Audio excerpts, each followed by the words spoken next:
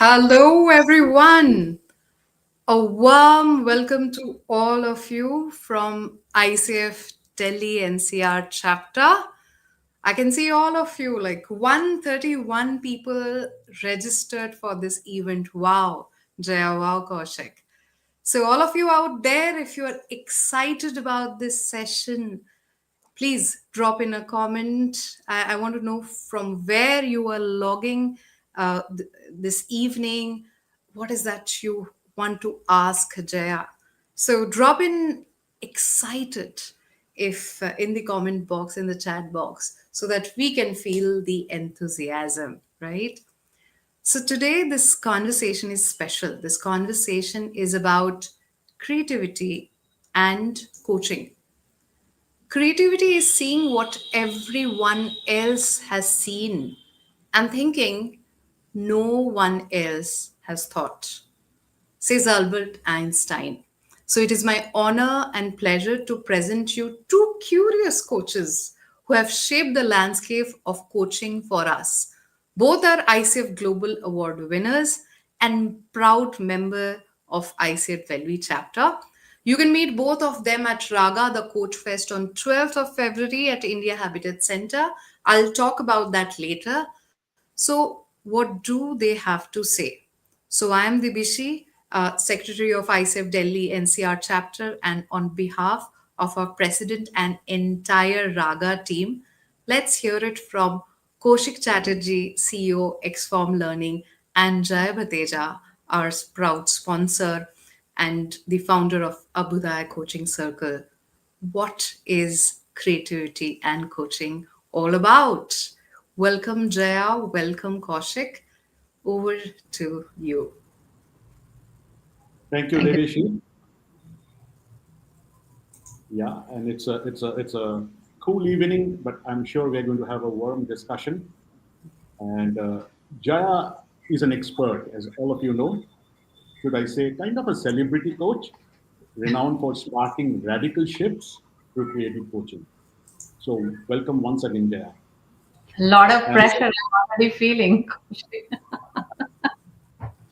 but I'm going I'll to keep my miss you promise. today. I'll keep my promise to you. I'll be asking a series of questions, but I promise to keep it surgically swift so that we get plenty of insights, while hearing from you. And also, I think we are very keen to have hear from the audience. So let's dive in. So Sure. first question, Jaya, is uh, innovation is a key competency for leaders, and creativity is an important attribute. So why should we talk about creative coaching? Well, I think the world is giving us more and more reasons to talk about creativity. The pace of technology is just taking away our thinking juices, honestly. So even logical thinking is becoming quite numb in our heads, right? Research proves that we just use 7% of our brain. There is a concept around right brain and left brain, which also means that if it is 50-50, then are we really using 50% of that brain, which is the creative piece? And the benefit of creativity, in my experience, has been that it helps you see things differently, right? In NLP, they talk about states, solving problems with a different state. Albert Einstein said, you can't solve the problem with the same mindset you have created. So, a lot of studies are indicating the same thing, that there are more ways, there are more options to look at things. There can be more productivity and more creativity together. We have been taught that you can either be creative or you can be productive. Creativity in coaching offers the proposition of combining both, integrating both, and saying, hey, there can be creativity and productivity together. You can be more productive by being more creative. So that's interests me, and that's what I have played with in my coaching practice. And I've realized that there is a lot of subconscious that is inside us that can actually open a lot of doors which we haven't really experienced. So that's where I'm very passionate about the creative side of coaching, if that makes sense. Absolutely. So do I hear you saying that there is more heart and lesser of head in the process? I would say maybe equal, right? You basically channelize your thinking through heart and then make logic. Anyway, we all take emotional decisions, and we basically justify that with logic, right? So you Mm. want to buy a red car, there is an attraction towards it. You're justifying it by some logic, some reason. So research proves that we take emotional decisions. So I would Mm. say, how about 50-50? If not, if we don't want to get into the war of more or less, it's 50-50, let's say. Can I optimize creativity? Can I have easier way of finding solution? Can I have an interesting way of finding solution? Can I have a stress-free way of finding solution? That's where I'm coming from. Yeah, yeah. And I think the old adage, especially in sales, we used to say the customers buy with their hearts and then justify with their minds. There you go. Yeah, absolutely. I totally agree with that. Yeah, I think most all of us, we are all, emotional beings, and our all decisions are emotional. But we may have a lot of logic around it just to tell to others or to ourselves to say, "This is why I took the decision." Hmm. That's great insights.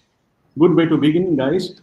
Uh, so how does one that, and as a coach, I mean, just take us through a bit of the tools that the coaching you use for coaching leaders more creatively. What's new and exciting? So I think before I share that, I do want to say that my own insights, like the reason I got very clued into creativity, was that a lot of my insights came from nature. So if I'm stuck somewhere, not able to find solutions, I found that the time when I was alone and the time when I was not thinking about that problem is when the answer appeared or emerged. And I think there is a lot of already emphasis around, if you want to brainstorm, if you want to think, go in the washroom and think, right? So these evidences are already there. So my first inspiration comes from nature, right? So a lot of times I have connected dots with nature to say, hey, if this was a river, this problem was a river, how will it solve it? If this problem was a tree, how will this solve it? Or if I am a sea, then how does, so things like that, so connected with nature. And then we have then I have used metaphors a lot, trying to compare things with more story of a different kinds.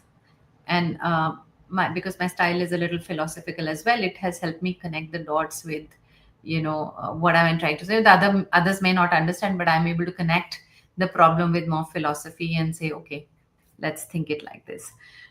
And then we created a tool called Meraki, which is a deck of 54 cards, which is actually a model which integrates conscious and subconscious information. So for example, how many times do we really refer to systemic and subconscious things to solve a problem? I'll give you an example. For example, somebody is not able to take action. Our general tendency while coaching them is to figure out the reason, the challenge in them, in people. But how many times do we ask them, are your vitamin levels sufficient in your body? Do you feel enough energy in your body? Right, we do hardly go there. We go very linear. But the problems today are very non-linear, huh? There is a energy fatigue happening, there's a attention fatigue, there is lack of creativity because of systems around in the there's a lot of negativity spiral we get into. There are a lot of traps we get into, like empathy trap is a positive trap, but sounds like a positive trap, but actually paralyzes a lot of us.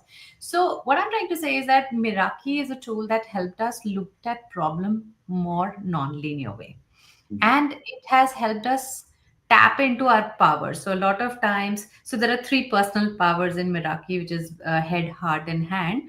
And a lot of times when we are overthinking, it's time to take action. So Meraki takes you exactly there to say, hey, listen, don't think too much, just take action. I mean, if it is about losing weight and you have all the answers, just to get up and go take walk. Don't think too much about whether that will help you or not help you, whether you want to do it or not. You're doing it just because you're supposed to do. Similarly, a lot of times we are so much stuck in action that you're not thinking emotionally about it. It is time to think about it. So the integration of Meraki with the personal powers actually help you go dive into the right place to say, hey, action time, or is it thinking time, or is it time to refer to your experience, what exactly it is. So Miraki I heavily use now with most of my clients, and I've seen wonders happening with coaches and uh, even in business leaders who are playing with it. It takes a little bit of time for them to get it because that's not the language we have been taught, but I've seen a lot of inspiration coming, a lot of direction coming from Miraki. So just to summarize metaphors, Miraki cards, nature. In my classes, some of you would know I do that exercise of saying, hey, just pick up any object around you. You think about a problem, pick up any object around you. See how is that communicating to you. So if it's a water bottle, was it communicating to you? I remember one of the session, one of the quotes says, it's funny that I'm picking up a cough syrup and it is exactly telling me about my situation because I'm right now feeling choked about what I need to voice out in my situation. I mean, what? Like cough syrup? So, Yeah. those are the stuff which makes me very interesting to see how people make connection with the things. I remember one of the latest recent session where somebody says, I'm surprised why did I pick up the shaving, what do you say? Shaving gel or foam? Oh, yeah. I told him to go around and in the team in the class, and he picks up a shaving gel and said, "I don't know why I picked it up, but probably this is the message I need to hear for the situation I'm sitting in. I'm sitting too comfortable. I need to get up, shave, and go and do something." So that's what I'm talking about. Unrelated, non-linear answers come in from anything that is around you. Mhm. I hope that So just helps. yeah, yeah, definitely. What I hear is there's no structure. This tool A and tool Z. It's just going with the flow, and being abundant in your senses, and just receive and just use a bit of the heart and the head and move on. Yeah, and the So message is also that the subconscious is constantly giving us messages. There is an intuition which is always playing, right? So you may not want to 100% rely on intuition, but can you at least listen to it and see some messages are coming your way? mm, yeah, yeah. In fact, in leadership assessments, a lot of time we see this paradox of the person being too logical and less intuitive.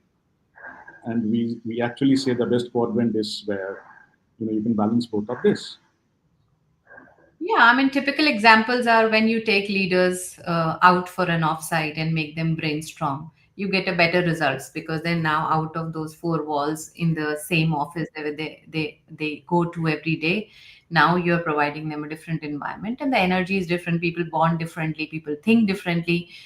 There is a different sense of relationship when they come back. Why? Because you change the environment, you change the stimulus, or you change you allowed them to think open in a different settings altogether. Mm.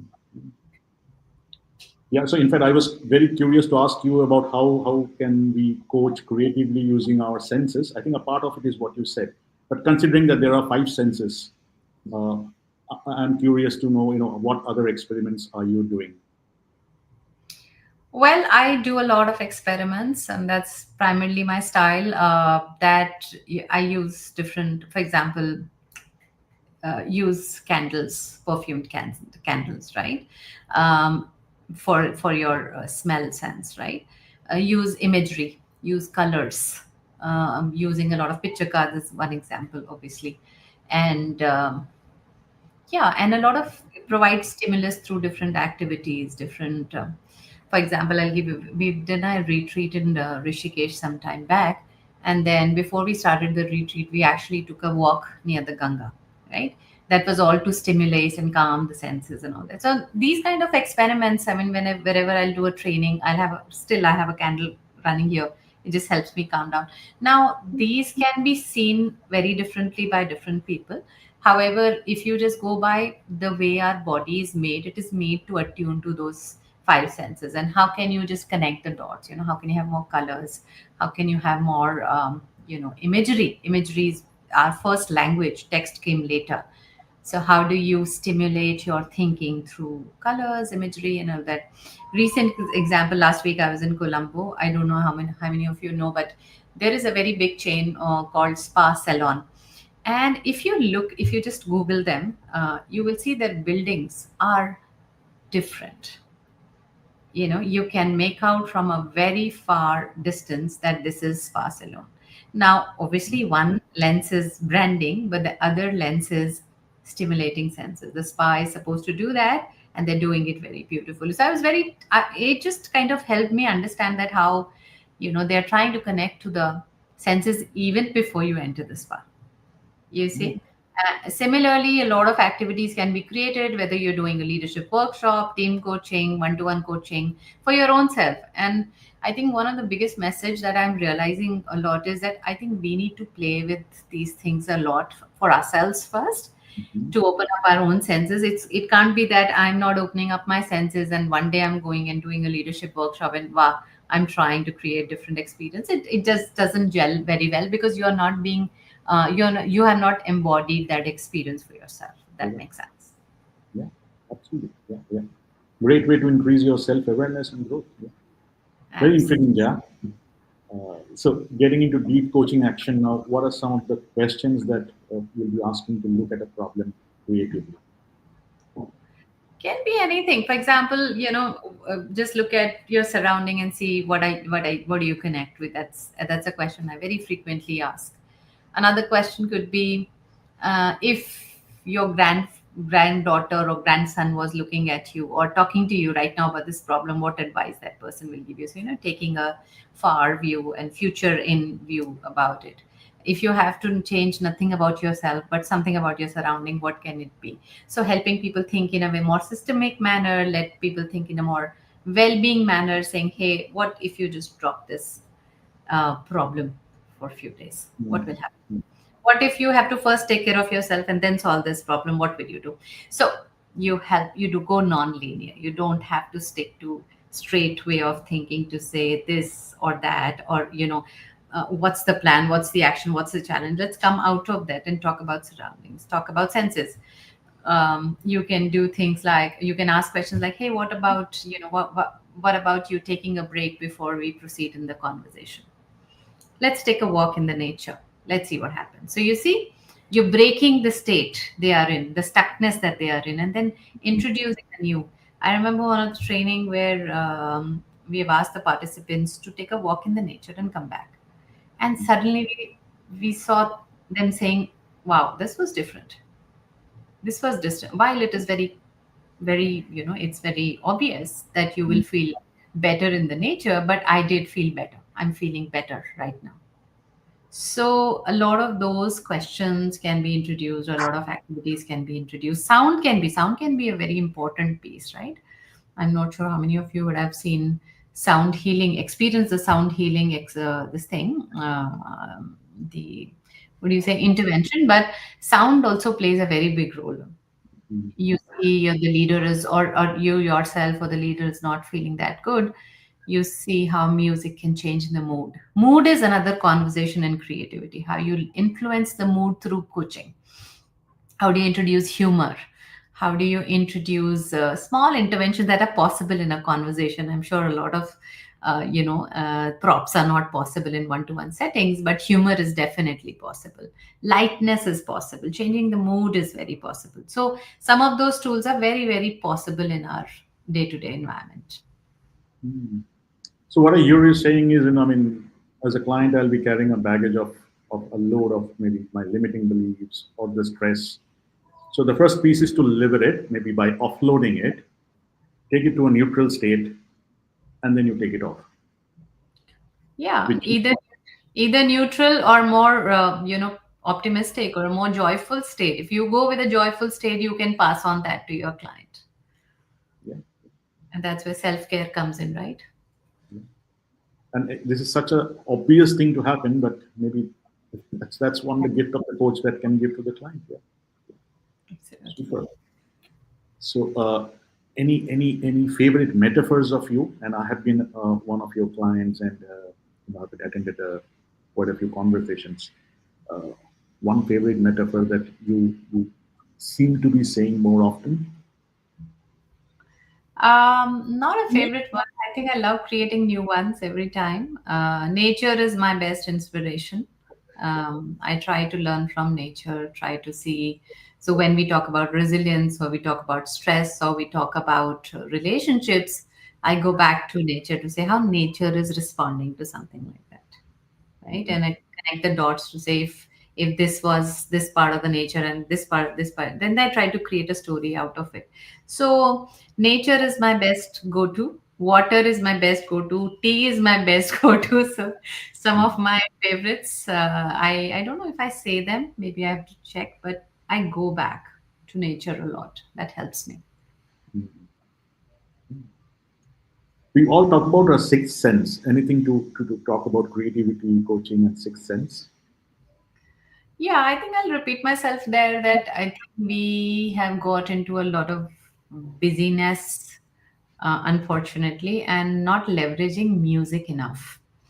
I would actually encourage all of us who are listening to this conversation to leverage music because it has a huge, huge impact on the way we are living, the way of being, productivity, whatever you want to achieve. Music can really help. In fact, I am noticing about myself that from some time I'm very inclined to spiritual music because just suddenly calms me down and n- music is music. You like jazz, go for it. You like anything, go for it. Look for things that really calms you down. And at times, a very peppy music can calm you down, and that's okay. That's Mm, okay. Look at your mood. I think mood is becoming very important in today's world because we have everything, but we are still not happy. We have everything, but we are still insecure. We have everything, but we are still not completely productive. So, what's going on, right? mm. Just give me a sense of the difference between mood and emotions. I know we all use this. Sometimes we use this interoperably. But in a context of coaching, when I hear you saying defining the mood or understanding the mood, can you just say it a little more? So imagine a state where you are in a positive emotions, everything is going positive in you, but suddenly you get triggered by a small incident, and then your mood switches, and that changes your emotion, right? Mm, As simple as I've seen some people are very, very organized. They enter a room, they see the things are not kept at place. They entered with a very happy mood, but suddenly something happened and that is defining how their day is going. mm, Yeah, right. So emotions and mood are very, very interlinked and connected very closely, and our moods can really shift our emotions, and emotions can really shift our mood. So they're friends. We need to keep taking care of one of them at a time. A mm, lot changing mood can change emotions, and at times changing emotions can change mood. mm. I think that this is the context helps, and I think you just said me because I have this habit of stepping into a room, seeing something organized, and just I'm very spatially obsessive. So if the laptop has to be like this, it has to be perpendicular to the table, and I do have my own sets of challenges because of this, especially at home. Yeah, especially if the triggers are outside, right? If something outside can trigger you, then it can impact your mood, irrespective of how you started your day, right? And I see that we are in today's world becoming more sensitive to these things. Anything can upset us, which is not a great thing. That's what resilience is all about, or even having more patience is all about. That how can we allow external triggers to trigger our mood or shift our mood to completely make us unproductive for at least few hours, correct, or few moments even. So it's a big message. More and more I'm coaching senior leaders. I'm realizing that we are becoming too touchy these days, too sensitive, in spite of having all the resources. And maybe that's the perfectionism we have learned, or that maybe that is whatever we have learned, whichever way. It's kind of making us very fragile in our mood. We have given a power to a lot of things to uh, just trickle us any moment. Mm, mm. We're And just that's what talking about. that's the message for coaches, that how do you build a lot of strength in yourself, that neutral state of mind, so that you are not being triggered, or you're not easily, at least, and you're working on yourself so much that no person, no situation, no circumstance can shift your energy so easily, if that Mm. makes sense. Somebody was talking about being more agile and being less fragile, so I can connect that conversation. I like that. I like that. Less fragile. Yeah, I like that. Good one. Good. So now that we are seeing you in Raga the Coach Fest on February 12th, and you are doing an experiential workshop, Hmm. what can the audience experience about creativity. We'll be using Meraki cards to run some exercises for you to experience how you can come out with some solutions and think about how you can create more ideas through a tool which is Meraki, because we all do not have the personality of being able to reflect deeply on your own, right? So Meraki acts like a prop. It gives you some clues. So every card has 5 clues, and you basically, how do you pick up a clue from that card that is coming up for you, and then build your solutions on that. So a lot of times I'll ask my clients to pick up 4 cards, and those 4 cards will have some pattern. So in the Raga festival, the whole intention is to play with Meraki cards, show you the experience. I mean, make you go through that experience and realize that you have so much more inside you. Hmm, wonderful. So I'm sure all of us, including those who have registered and those who are yet to register for the Raga event, it's time we do it now, and obviously meet Jaya in the workshop. So, time for Absolutely. some audience questions. And I know that's a huge audience that we have, and I see a lot of eyes across from the world. Uh, so, maybe can we bring those questions in the forefront?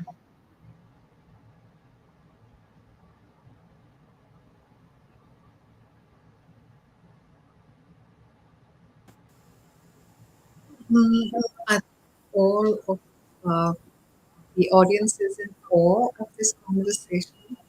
They're processing it because you shifted your mood. Maybe they entered at the end of a busy day, at the end of a busy week, and the moment you said about what does that mean, how is it going to look like, I feel the questions melted and they're reflecting right now. But we have lovely comments from people from New York to London to all across India who are thinking of leveraging music and really thinking on how to go inside and tap into their creative zone. Yeah. um uh, I have a question, Jaya. Sure. Right, when we think about creativity, the seed of the creative soul is fine, you can see in a child, right? Yeah. So, do you have anything to say about, a conversation with a child, how we can take care of their creative growth before they come and become a leader or come to a corporate environment and in a coaching conversation? Well, I think one of the biggest inspiration for creativity is children, because they come with a lot of resourcefulness and resources, and they are actually bubbling with energy. My only advice is stop coming in their way. We put them into so much of structure to say, don't do this, don't laugh. Like I've heard those things like, don't laugh so loudly, and don't do this, and don't sit like that, and don't show like that. The problem is, then that's when you're locking the potential. And that's what we learn. We all grow up with so much of structuring that we forget the creativity. So, actually, if you want to learn creativity, look at children. They are the masters of this thing. And the mastery in coaching is actually about that. How can you be a childlike creative person with all the resources that you have, and how can you blend all that? How can you be in a childlike mood most of the times? How can you be bubbling with energy like a child? So children are a very important, and actually when we say nature, children and nature are best examples to learn creativity and mastery of any sorts, I would say, if that makes sense. Shalini Juneja is asking, if you can elaborate more on mood. How is it different from emotions? Shalini, PCC ICF coach, and she'll be joining us at Raga as well. Hi, Shalini. Thanks for asking that. I think Kaushik had a similar question. So, what I was sharing was that mood and moods are very fragile, by the way. For example, somebody is very particular about, what do you say, perfectionism or space, and they enter a room and they see a messy table, their mood can get disturbed. and it is all about the inner resilience. Now, those that mood can shift emotions, and if there is someone who is at a positive emotions, they can shift their mood. So mood and emotions are very closely connected. Mood is more of surface level, I would say, surface level, which is more visible to everybody. But I'm also thinking of a situation where emotions are more positive and mood is not. That's also a possibility I've seen in people. Mood is more fragile. I'm thinking of a metaphor. It's more tip of the iceberg, let's say, and emotion is more intense internally, if that makes sense. That's a beautiful answer. And I think by the end of the day, we realize that we have the remote control to True. shift. Absolutely. Yeah. So Aditi is saying she's loved the closing statement on how we as coaches we need to build a neutral state of mind, the childlike, clean canvas, bring in the colors, wipe it off without being attached to anything what is being happening or being created. And yeah, Garima is saying insightful session. I know we can go on and on with Jaya and Kaushik on the same stage. And I would invite you to continue this conversation. This was the appetizer, and you have no idea what you are going to have on 12th of February. So I'm going to share the details about joining. If you have not, I could see a lot of people who are here are already going to join, and that's why they came here for the live. But if you are still considering uh, joining the Coach Fest, I'm going to share the detail and take a moment after this live, reflect, and then meet us. The way we call our chapter events is it's a homecoming. It's home for anybody who is a coach enthusiast, a coach. And as we welcome anybody with their questions, with their apprehensions, and try to take care of it, we will do the same in the Coach Fest. So meet your tribe and come home. Thank you so much, Jaya and Kaushik, for starting this conversation. And we are going to, build this when we have the session on 12th at I'd say. Is there anything that you both want to share before we close? Looking forward, absolutely looking forward. I think curiosity is something that, creativity needs curiosity. So if you're curious, you can find creative answers. So see you. Stay curious. Stay creative. Thank you. So if you're feeling curious, just drop curious in the comment box because it's a journey that we are all going to do together as a team. So thank you so much, Jaya. Thank you so much, Kaushik. And anybody who's going to watch it later on can also reach out to Jaya, Kaushik, and the ICF Delhi chapter on behalf of the entire RAGA team, on behalf of our president. Have a great weekend and be excited to meet us on 12. Thanks so much. Bye bye. Have a great evening. Bye bye. Thank Bye. you.